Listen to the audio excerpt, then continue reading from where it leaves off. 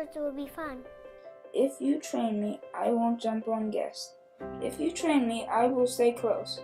If you train me, I will potty outside. If you train me, I will listen. If you train me, I won't eat your stuff. If you train me, we'll be best friends.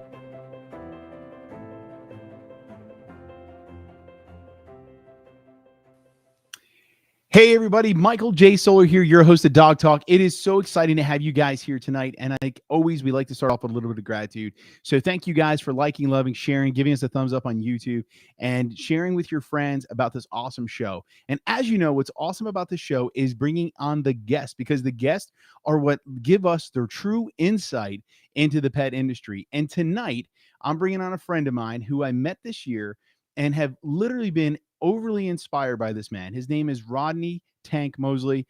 And to see his success story, talking to him every time I've had the opportunity, following him on social media has been a true motivating factor to the point of getting off the couch and burning some calories. So I'm really pumped up to bring him on. So without any further ado, here is Tank. And it's not the Tank, it has to be Tank.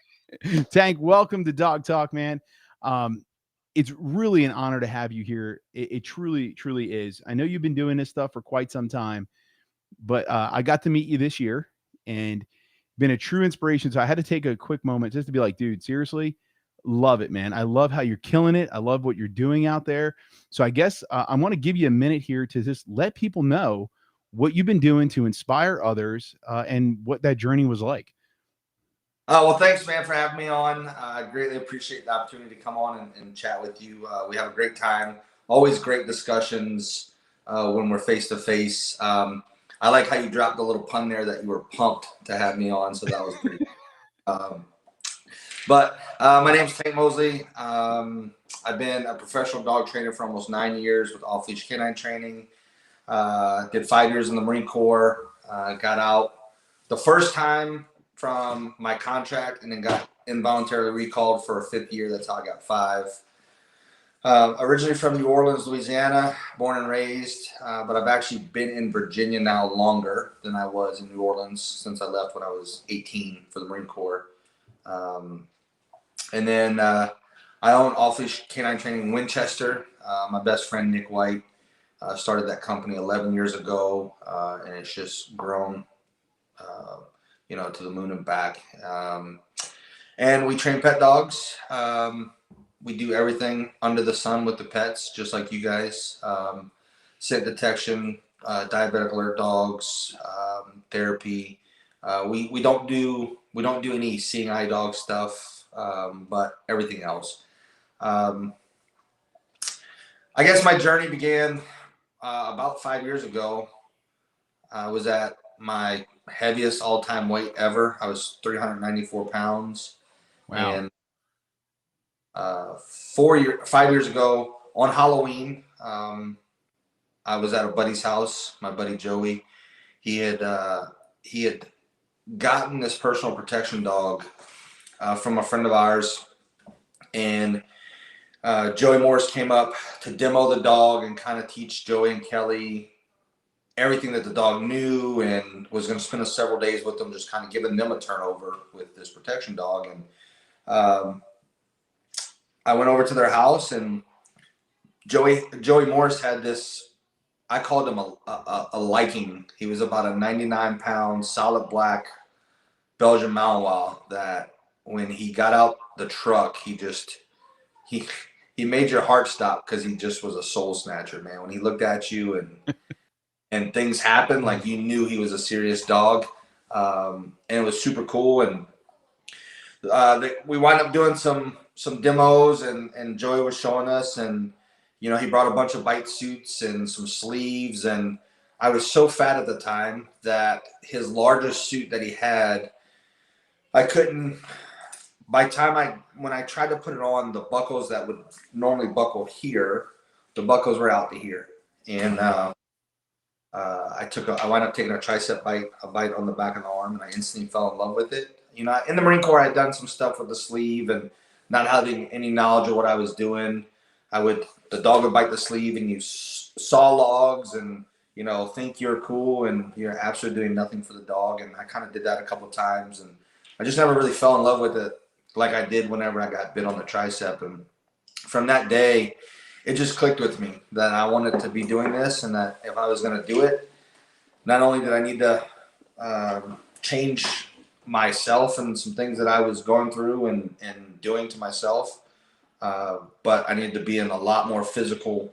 I need to be physically in shape to be able to do it and give back to the dogs what they need training wise whenever we're in the suit. And that's kind of where the journey began, man. That night I wound up signing up for a gym membership. I remember because I got the picture. I always go back to it. The first night on the cross trainer, and I was in a hoodie, and I said, "This is where it starts," and kind of never have looked back. And it's just been, it's definitely been a marathon and not a sprint. That's for sure. Yeah. So one of the things, so when I met you earlier this year, you know, it was a really inspirational story that, you know, when we first met and you told me about all these things that you were just talking about, and it was neat to hear that. And you hear stories like that all the time. But one of the things I could say, you know, we wind up, you know, following each other on social media. And the thing I could say, man, it's really impressive every day. Ladies and gentlemen, if you want to see this guy, it's at Decoy Fitness on Instagram and Facebook. Listen, it's a true inspiration. See him out there in the gym every day. He's not holding back. He's putting in the work. And you could go back literally from the beginning of the year when we met, which was, I think it was April, to present day. And that small amount of time, it's like almost a complete transition with hard work, dedication, motivation. And it's no joke. He's spreading it. He's sharing it. And that's why it's an honor to have you on tonight, because, you know, I love giving people that a little bit of inspiration, and it's nice to see it in the morning when I wake up and I see you doing another workout at like 3 or 4 in the morning. And I'm like in my head going, man, I think I'm going to eat a pizza. No, it's, you know, it's one of those things. So guys, ladies and gentlemen who are watching. So recently we were just at a seminar where Tank was one of the instructors for Decoy seminar. And I was there just watching and observing. And one of the things that I observed was pretty much I think it was like 6 in the morning or 5:30, 6 o'clock in the morning. Tank is out there beating the hell out of tires as if they owed him money with a sledgehammer.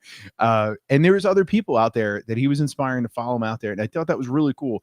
Now, for me, obviously I didn't get out of the RV. I decided to stay warm and not get out there, but it was a true inspiration. And I'm going to bring into this question right now, which would be, what was the best advice that you've ever been given? Right? Because that's going to go along with this right now. So what's the best advice you've ever received that would brought you to, let's say, where you are today as an owner of a dog training facility, Decoy Fitness, Decoy trainer, and Decoy? Oh man, God, there's so many, bro, I can give you. How about like maybe 3 or 5 that really stick out, because it's hard. We have plenty of time. We're fine. We can eat it up. Let's go. So again, one of my best friends, Nick White, you know, he's really taught the talk. I always explain to people Nick as being the guy that did everything you're not supposed to do. And we're taught to never put our eggs in one basket. And that's exactly what he did. And he's one of the most successful, hardworking dudes I've ever met. And he backs it up. You know, there was a time when I first started with the company for probably the first 5 years, which is part of the reason why I got so big. But I would be up at 3 o'clock in the morning, and our tight group of guys would be texting about business, you know, at 3 o'clock in the morning when your body's supposed to be recovering. And, but where I'm going with this is, at the time, we would always be sending quotes and messages back and forth to everybody, you know, to our group. And the one that probably stuck out the most was, I'm a huge fan of CT Fletcher, and one of his videos, he's basically in the gym screaming at a female that's squatting, and his line is, "You can't throw a penny in the wishing well and wish for this shit. You got to get it," you know? And then that relates to today versus someday. You know, if I never fight from that dog and fell in love with it, and I never made a decision right then and there to change, you know, who knows? I'd probably be dead, man. I was going down that route, and you know, I wouldn't be with my girlfriend that I'm with now, who that's a totally separate story. But wildly enough, 3 years ago, she was being inspired by stuff that I was posting in my transition, and from the sidelines, she was my biggest cheerleader. And we literally had never even met, but she was so inspired by it that she was rooting me on from the sidelines. So it would probably come down to at least those two, today versus someday. And you can't throw a penny in a wishing well and wish for this shit. I love them both. I think they're going to be taken on by many listeners from our show here tonight. And then, so what we met through was an organization called Throwaway Dogs, which you have been working with now for, I guess, a year or more. I've definitely been with them for a year. I've been supporting them from the sidelines wherever I can for quite a while. Okay. In fact, Nick and one of our trainers, Danny, went and pulled the dog out of our local shelter a couple of years ago, and that's kind of how I really got to know about Carol and Jason and what they're doing. And they went and pulled this pit bull out of the shelter, high drive, and did a great evaluation and got it up to Carol, and they got the dog trained, and the dog went on to I think Chicago to be a very successful narcotics dog on the streets. Yeah. No, so I got to meet with Carol about a week ago, which I'm really excited to have. We're going to try to get her on the show here soon. She got a huge event coming up, which I'm sure you're fully aware of because I believe you're one of the main instructors, which is going to be the Throwaway Dogs Law and Order Summit in April of 2022. And that is going to be at Jolly Rogers in Ocean City, Maryland, which is where, obviously my state there.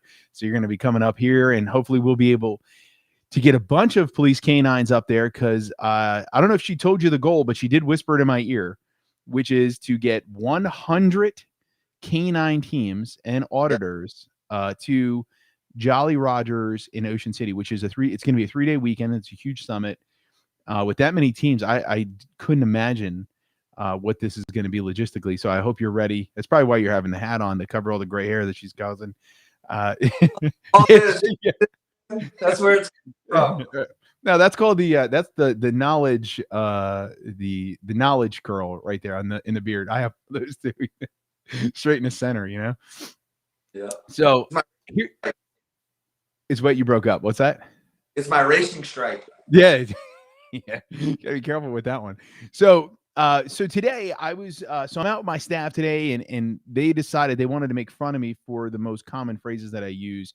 So I want to prove a point that a lot of people use words or phrases constantly. So I'm going to ask you, what are the top 3 phrases that you overuse? It has to be dog related. So not in like your private time. I'm talking about like dog training wise or decoy training wise. 3 phrases I use a lot, or that's a good one. Anytime I'm talking to clients, I relate dogs to kids and kids to dogs. So I'm always giving examples of that. Man, we should probably get Nick White on this show because I'm gonna read a lot. I'll call him out on the show. Nick White, you need to be on the show. I texted him for the record. You know how busy he is. So we'll get his ass on the phone. We'll get him on here. Oh, here's number 1. And Nick always preached this, me coming up as a trainer underneath him. I need to make sure I get it right, though. Here we go. If you treat your dog like a human, don't be sad when your dog treats you like a dog. Say that one again. So if you treat your dog like a human, don't be surprised if your dog treats you like a dog. Yep. Okay. I can see where that one's going. Yeah, it's definitely a mind blow. What's the other one?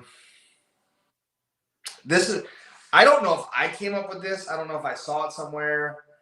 I want to feel like, I kind of feel like I can do this, but maybe I'm wrong. But so a quote that I use often with clients, especially when I'm doing evaluations, when somebody comes to us and they're maybe on the fence about training, I'll tell them this. I say, listen, You build your calendar around a good dog. You incorporate a good dog into your calendar. Okay. And then I elaborate. I say, when you and Sally Mae want to go to the winery all day, and you've got the pup back at home in the crate, and Sally Mae starts becoming anthropomorphic, giving the dog human feelings, and she thinks that the dog is absolutely going to hate her when y'all get home because it's been crated, you're cutting your day short just to get home to the dog in the crate. However, when that dog becomes trained and it's amazing and it's, an awesome dog in the community, and the dog starts going with you to the winery, not only is your day longer, but you guys also have a better bond because you're spending more time together, and everybody's just happier. So that's probably my favorite that I use is you build your calendar around a bad dog, you incorporate a good dog into your calendar. I love it. And I love the way you broke that down into the next thing, right? Because, I mean, as professional dog trainers, one of the biggest complaints we typically get is the fact that people are constantly trying to correct their dogs, and they're trying to always compensate for when the dogs make mistakes.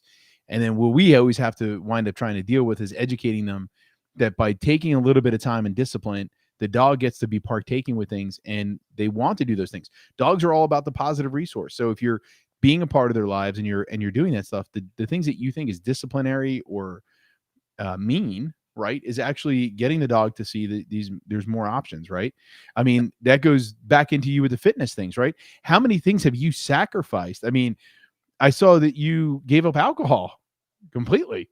Bro, I just got the craziest look from my girlfriend across the table because I wanted to prove to myself that I could do this next phase, which is a very hardcore diet into a prep, which, hell, breaking news, I haven't even mentioned it, but I'll break it here on your story or on our live. Yeah. November of next year, 2022, I'm stepping on a stage to do a bodybuilding contest. Oh, hell yeah. So that's kind of what I'm preparing myself for now. There's some phases and stages that I have to get through and get to be prepared, because back in January, prior to us meeting, my coach basically said, look, if we were to start right now to get you ready for a show at the end of this year, and again, we're talking about back in January, it would be a 26-week long prep, which is basically double the time for a bodybuilder that preps for a show, just based off of where I was at. And that would have been extremely miserable, half a year in a hardcore prep, and it definitely would have took its toll. So instead of trying to do a show this year, we came up with a game plan and these phases. And so back when we met in Charlottesville, I was running probably about an 80% diet. I was, socially drinking with my girlfriend when we went out to dinner and our friends. And there's a saying that you can't outwork a diet. And the past 40 days, that has hit me so hard, like a ton of bricks, on how much that truly means. Just seeing kind of the next transition or phase that I've taken since I started 40 days ago and where I'm at now, that no matter how hard I was working in the gym, I was sustaining where I was at, but I wasn't making the progress that I am making now because of that diet and the alcohol. And we weren't drinking to get obliterated. We weren't, No, social. Couple social, yeah. At dinner or whatever the case may be. But man, those add up. And I even thought I was doing the right thing by going, you know what? Instead of having this drink, I'm going to have a seltzer because it's only 100 calories. Well, when you're 4, 5, 6 of those in a night, that's still 500-600 calories that you don't want to be putting into your body. So I made the decision to prove to myself and prepare myself mentally that I would start this diet literally the day before Cass and I went on her surprise birthday to Ocean City. So we're sitting on the beach and I'm drinking water, Trulies. I'm eating out of a plastic bowl, and we're trying to find her, good dinners because we're at the beach and stuff like that. So well, that's good on both of you. You know what I mean? Like it's hard on you to do that and support her to have a good time, and at the same point in time, it's great on her to support you and not give you that peer pressure and supporting you in what you're doing, which Dude, that's amazing, man. It's a great relationship you guys have had, and you're forming and you continue to build off those things. So, I mean, honestly, that's awesome that you guys can do that. Absolutely. I think it's great. And I don't want the momentum here of our thing to die off, because now we just got like a little romantic on this. So, so looking at it, like, so it's also going back into dog training, where we see that, you know, it's amazing how everything goes back to full circle, right? So you, like, as you said, now you are giving yourself disciplines, rules on what you can eat, when you can eat, how you can eat, what you can drink, when you can drink, how you can drink. And that's to get yourself in shape, get yourself to a point where you can go on a bodybuilding competition.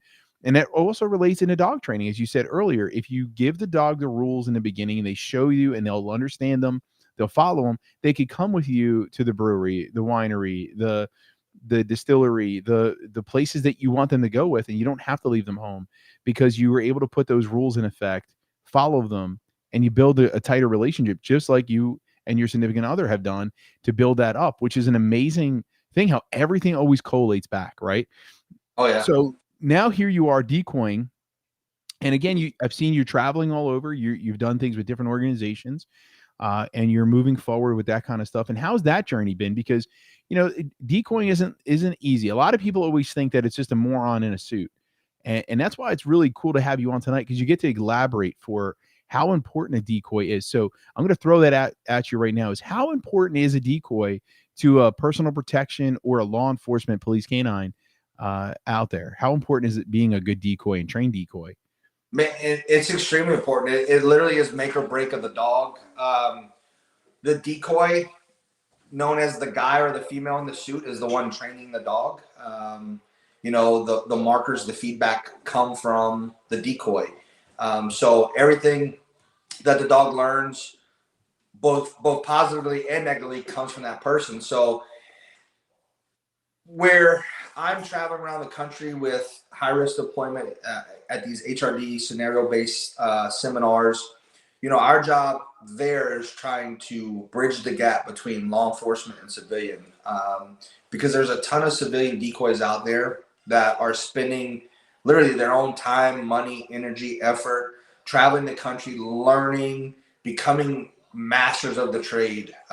You know, they're becoming athletic, they're becoming fluent, they're learning power biting from Justin Rigney, they're spending time with Jason Davis and learning different styles of decoying so that they can implement it into anytime they get a chance to work, or the honor to be able to work a working canine. It's absolutely important. It's detrimental to departments. It's detrimental to personal protection, so that the dogs stay healthy and safe and want to continue to engage. But it's more than just putting the rookie cop into the big marshmallow suit and making them run down the field so the dog nukes them and flips the guy over 4 times and everybody laughs and sends a video around the department. It's way more than that. Driving here, I got a message from one of the teams out in California that I had the privilege of meeting and working with in March at the Canine Social Summit. And this dog's 10 years old, and he's just destroying people that he's supposed to, meaning the suspects. And we go back and forth with the messages, and it's, you know, these guys are also very proactive. They're spending time training. They're working with great decoys. The dogs are being downloaded with these pictures of these scenarios, and you know, offline, I'll send you some of the text threads so that you can see what I'm talking about. Yeah. With how amazing this dog worked. But basically, the message was, hey, we just got our longest static bite at 1:45. He goes, you would personally be sad from the suspect because he took a forearm instead of a bicep, and that kind of made me chuckle.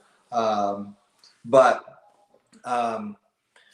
with decoying, it's detrimental to the success of the teams. And like I said, we're trying to bridge that gap between law enforcement and civilians. So, you know, when I decided that this is what I was going to do, getting physically fit was the first priority so that I could become successful at it. But then I spent a ton of money, a ton of time traveling the country and just learning from everybody that I could, you know, going to decoy camps, attending seminars, paying to have private seminars with guys like Bob Salamini, who is one of the best French training guys in the country, so that I can learn that form of decoying and implement it in ways that we do with decoying for police dogs. Jason Davis, spent time with him. I volunteered my time to work some of the HRD events and kind of prove myself to them. And, now I'm one of the instructors with those guys after a couple of years. And so when we travel into Montana, we have teams from around that state that will come in, and you'll have 15 to 20 to 25 dog teams that we get to work with. We were just in Philadelphia, I think last month, working with some teams up there. So we get the privilege of being able to see dogs from all around the country, but we also get the privilege of finding some of their loopholes or some of their weaknesses, and we get to build those dogs in the 2 and 3 days that we get to spend time with them. And, out of all the money spent traveling and learning and all that, there's nothing greater and more rewarding than receiving a text message like, hey, remember that time you showed up at 11 o'clock at night and told me to come find you, and you were hiding in the dumpster, and, Duke bit you after a 1.5 mile track? Well, guess what? Last night we had that exact same scenario. Duke tracked for 2 miles, and the guy was hiding in the dumpster, and Duke did exactly what he was supposed to do. So when you wake up to text like that or messages, it makes it all worth it. I love hearing this because, as you know, retired law enforcement officer, canine handler, instructor, and things like that. And it's amazing because ever since we've met, and I've gotten brought into the inner circle somewhat, I've literally been hearing so much knowledge that didn't even know existed. It's an amazing thing to see how much knowledge is throughout this country that is looking, I guess, for the voice is the best way to look for it. It's looking for the platform or maybe the stage, right, to change this. As we see, across the U.S., we're talking about the problem with law enforcement, that they need re-education, canine units being changed, and you're out there showing these guys the skill set necessary to keep these dogs going on the road, keeping them and preventing them from having dumb little accidents, keeping them educated, which is amazing to see you doing that because, as you said earlier in your resume, you're not in law enforcement. You were in the Marine Corps. You're a business owner, which means this giving back is not a necessity to you. It's not something that you need to do to put the roof over your head. You're not doing this for the money. You're doing this for the passion of the community that you're serving, which is something that's really, really commendable, man. And it's amazing to see you doing this stuff and teaming up with Throwaway Dogs to see what you're doing there. And you probably wear their stuff. I mean, I saw your decoy suit, right? Your bite suit has it on there, and you're wearing that everywhere, putting it out there, because Throwaway Dogs, ladies and gentlemen, this organization that Tank is working with, it takes rescue dogs and the ones that are very high drive that probably wouldn't be rehomed, and gives them a second chance. And what they do is they get these dogs and they find trainers like Tank, and they get them trained up, and they donate them to police departments to give the dog and the department a second chance at serving the communities. And it's an amazing thing because not only are they doing that, but then they're getting guys like Tank, Cobra Canine, and everything together to provide even a continued education. That's where the Canine Summit's coming into play. Then I recently I got brought on board myself, which is a true honor. And I asked Tank today if he'd be willing to come up to film an entire decoy course so we can get this out to you guys, to get that out there, so you get a little bit of tidbit of information and education out there. So I'm gonna ride Tank until he comes up here to film and get this going out there, so that way you guys can get the information you need. Because as you can see, it's slow, right? Like putting the seminars, it's a lot of work. And they have the one coming up in April. So, hopefully by that time you guys could come up, you take the courses, watch the stuff, follow Tank at Decoy Fitness, right? It's Decoy Fitness, isn't it? Yep. Decoy Fitness. Yep. Decoy Fitness. You get on there, you follow him, man. You see what's going on. Watch what he's doing. It's absolutely amazing. Between the physical fitness, the dog training, and the decoy work, it's an amazing thing to watch and see it, because it's very slow in the sense of detail orientation, which is what you need to be successful in the pet industry. Dogs are fast paced, but they're watching you and they're taking photos every second. They're watching the details. They're not just going into it blinded. They're watching what you're doing. They're paying attention to the smallest, littlest things. I got to watch Tank, and I know this is me rambling about Tank, but Tank's going to have to just deal with it. So I got to watch Tank teach this course that weekend when we were down in Virginia, and it was amazing how he worked with the new decoys, the guys that were there to work, and seeing them doing the static drills with no dogs was amazing to me, because it's something I talk about all the time when I train trainers. Is if you can't work the invisible dog, you can't work the real dog. You have to know what the dog's going to do. Your body has to be fluent. So when your brain is working the dog, that's where your brain's focused, and your body already knows the muscle memory. And without me saying a word, and I didn't even get to tell Tank any of this stuff, honestly, but when we were there, I was like, man, this guy's got this. Man, if I didn't know better, I would have seen a German Shepherd, Belgian Malinois flying at these guys. He had them doing every move, maneuver, and it was so detailed. It was absolutely 100% impressive. I just couldn't believe it. And Tank took the time, worked with each person individually. So if you guys have the opportunity to reach out to him, get an opportunity to watch him work live, you would not literally, you won't regret it. It is true inspiration. It is truly probably going to make you want to get physically fit and do it yourself. And I could speak because, yeah, I'm doing it. I'm telling you, because of Tank, I myself have started to get in shape. I myself have bought a new suit. I myself am getting back into decoying, which I thought I would never do when I left the police department, because why? it was a why bother anymore? I don't need to do that. But after watching this guy work, you just have to. You just want to know what it's like. And yeah, it's pretty crazy that way. So now that I just gave Tank the most biggest balloon head that he can go, the nice part about it is he's a state away, so I'm not gonna have to deal with his the cockiness tonight when we get off the show. That's going to be up to him and his family at this point. So he gets to gloat and brag all night with the chip on the shoulder from that bragathon. So we're going to throw the last question of the day at him right now, which is going to be, what are you most excited about right now? Well, she's sitting across from me. That'd be my girlfriend. Is that? That's I feel like that's the safe answer of how to, because how to keep yourself out of trouble tonight. No, she knows that would be my answer, and everybody knows that would be my answer. I'm extremely the most happiest about this in our future because, man, there's a bunch of reasons. Like I said, we got a really cool love story. You know, kind of to give maybe the Cliff Notes version is, again, 3 years ago, here we go, full circle. I trained a buddy's dog, and he was posting updates of what I was sending, and she wound up following the updates, and I noticed her, and you know, she's a very attractive woman, and I started kind of not stalking her, but I was paying attention, and you know, 3 years ago, she started kind of cheering me on just from the mutual following on social media. And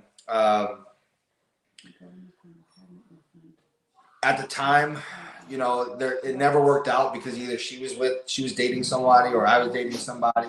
It was strictly, I don't even know the word for it, but there was never like any platonic. Yeah. There was never any flirting. It was just like, literally, hey, I'm proud of you. I don't know you, but I'm proud of you. Thanks for inspiring people. And she would post something. In fact, she went on vacation with a boyfriend at the time, and she just bought a ring and posted a picture of it. And I congratulated her, thinking she was engaged. You know, so it was that kind of just a really cool relationship. And here we are, 3 years later, back in January. The moons lined up. We were both single at the time, and we pretty much were like, hey, it's inevitable. Let's give it a try. I'm going to the winery on Sunday with some friends. Meet me. And I met her, and we basically have been together ever since. But she's been with me to dog events. She's always beside me and never in front of me or behind me. You know, she supports everything that I do.